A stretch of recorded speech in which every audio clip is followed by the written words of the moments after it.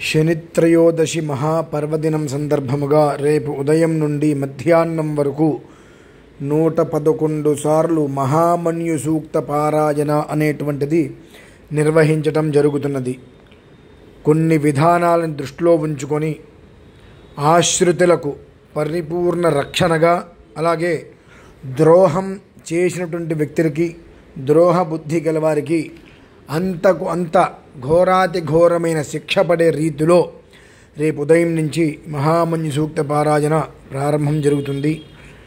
వినాలి, సుఖంగా ఉండాలి, ఎలాంటి ఏడుపులు ఇబ్బందులు మన మీద ఉండకూడదు.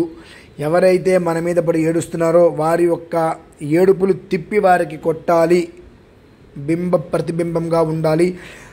మన నాశనాన్ని కోరేటువంటి వారి యొక్క జీవితం అంతకంతా అనుభవించాలి అనుకున్న వారు మాత్రం ఖచ్చితంగా పారాయణను పూర్తిగా వినగలరు. స్వస్తి.